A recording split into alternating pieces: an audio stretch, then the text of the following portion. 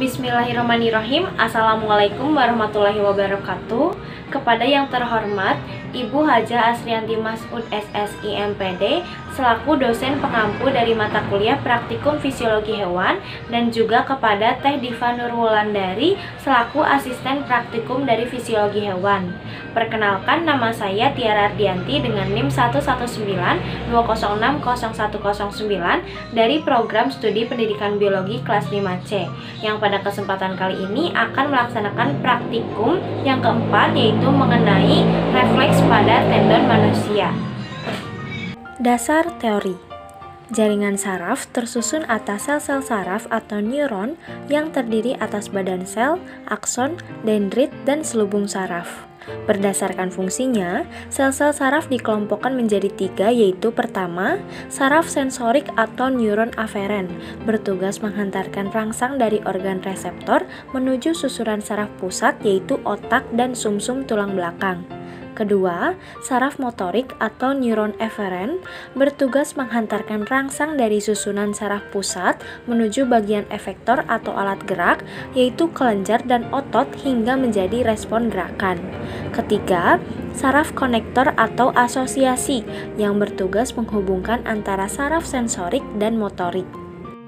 Adapun mekanisme penghantaran impuls saraf di dalam tubuh melewati jalur berikut. Pertama, rangsangan atau impuls menuju reseptor atau indera, lalu menuju neuron sensorik dan menuju pusat saraf, lalu menuju neuron motorik dan menuju efektor, dan akhirnya pada tanggapan atau gerak. Nah, berdasarkan sifat tanggapan terhadap suatu rangsang, gerak dibagi menjadi gerak biasa dan gerak refleks. Pertama, gerak biasa, yaitu gerak yang dihasilkan karena rangsangan dialirkan melalui otak dengan alurnya sebagai berikut.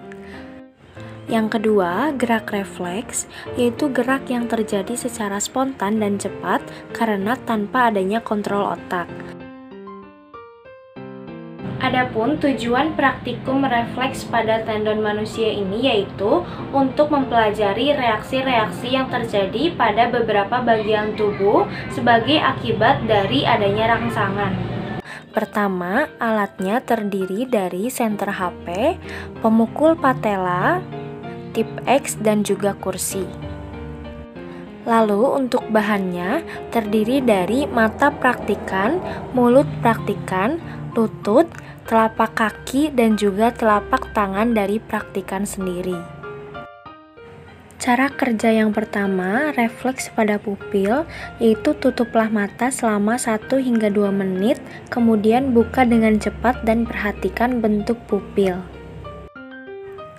Cara kerja refleks pupil dengan tiba-tiba yaitu perhatikan respon pupil, kornea, dan kelopak mata ketika mata disinari lampu senter handphone. Cara kerja refleks akomodasi pandang yaitu hadapkan mata pada benda dekat dan jauh dan perhatikan pupil. Selanjutnya, refleks menelan, yaitu dengan menelan air ludah, kemudian minum air dan ulangi menelan, lalu perhatikan perbedaannya. Cara kerja refleks telapak tangan, yaitu jatuhkan benda pada telapak tangan dan perhatikan refleks yang terjadi pada telapak tangan terhadap benda tersebut. Refleks patella, cara kerjanya yaitu duduki kursi dengan kaki menggantung, kemudian tekuklah patella atau legumen, lalu pukul dengan suatu alat dan ulangi 1 kali lagi. Cara kerja refleks telapak kaki yaitu dengan menggelitik telapak kaki dan perhatikan refleks pada jari kaki yang terjadi. Refleks bersin dengan mengamati aksi yang terjadi waktu bersin dan perhatikan reaksi kelopak mata, bahu, leher, dan juga kepala. Berikut tabel hasil pengamatan dengan jenis refleks yaitu refleks pada pupil dengan tiba-tiba, refleks akomodasi pandang, refleks menelan, refleks telapak tangan, refleks patella, refleks telapak kaki, dan refleks bersin yang akan dijelaskan lebih lanjut pada pembahasan. Pembahasan. Berdasarkan hasil pengamatan terhadap objek bernama Tiara Ardianti dapat diketahui, pengamatan refleks pupil dan akomodasi pandang dari indera penglihatan memiliki hasil bahwa respon pada mata saat adanya benda atau cahaya yang mendekat maka pupil akan mengecil, dan saat menjauh pupil akan lambat laun membesar dan menuju ukuran normal sekitar 4 mm.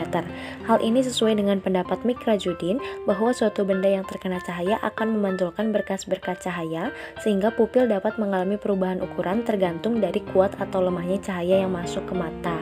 Dan pada pengamatan daya akomodasi pandang terjadi karena lensa mata itu memiliki daya akomodasi, yaitu pada saat melihat benda dekat, otot pengatur bentuk lensa akan mengerut dan kecembungan lensa akan bertambah. Sementara saat melihat benda yang jauh, otot pengatur bentuk lensa akan mengendur dan kecembungan lensa akan berkurang. Selanjutnya, pengamatan refleks menelan dengan respon yang terjadi setelah minum, yaitu air liur atau saliva terasa lebih cair dan proses menelan menjadi lebih mudah. Hal ini terjadi karena menurut Jenny, makanan dan minuman dengan konsistensi cair lebih sulit dikontrol dan dapat dengan mudah mengalir langsung ke dalam faring saat terjadinya refleks menelan. Kemudian, pengamatan refleks telapak tangan pada saat suatu benda yang tidak berbahaya dijatuhkan, respon tangan dengan sigap berusaha untuk menangkapnya. Hal ini berbeda jika benda yang dijatuhkan dianggap berbahaya, maka tangan akan dengan tiba-tiba menghindari jatuhnya benda tersebut.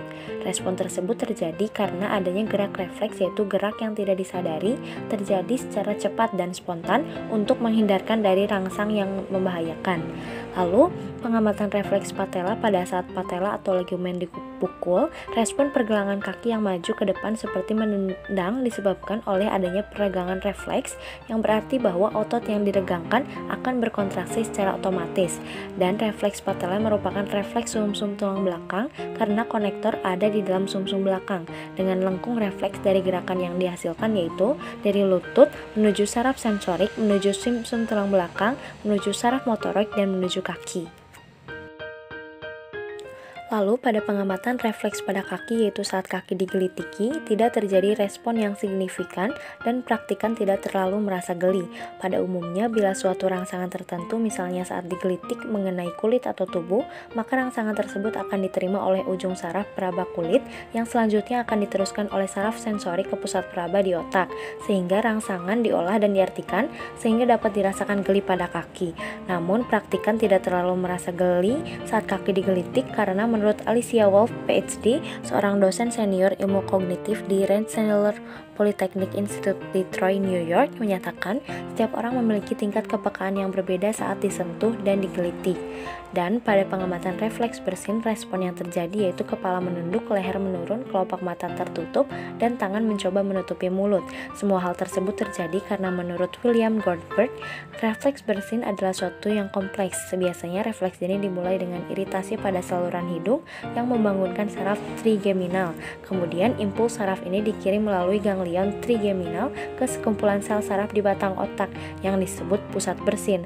Kemudian pusat bersin mengirim kembali impuls di sepanjang saraf wajah ke saluran hidung, kelenjar lendir, pembuluh darah, dan kelopak mata. Dengan impuls dari pusat bersin juga berjalan ke saraf yang mengendalikan otot-otot di perut, dada, diafragma, dan juga leher. Kesimpulannya, pada praktikum kali ini mengamati refleks pada tendon manusia dengan refleks yang merupakan jawaban terhadap suatu perangsangan dengan gerakan yang timbul disebut gerakan reflektorik, yaitu gerakan yang bangkit untuk penyesuaian diri oleh anggota gerak, otot lurik, dan semua impuls perspektif termasuk impuls panca indera. Diketahui pula refleks dalam rangka pemeriksaan dapat bersifat refleks dalam dan refleks superficial. Refleks dalam berarti refleks yang bangkit sebagai jawaban atas perangsangan terhadap otot, misalnya pada pengamatan refleks pupil, refleks akomodasi pandang, dan refleks patella.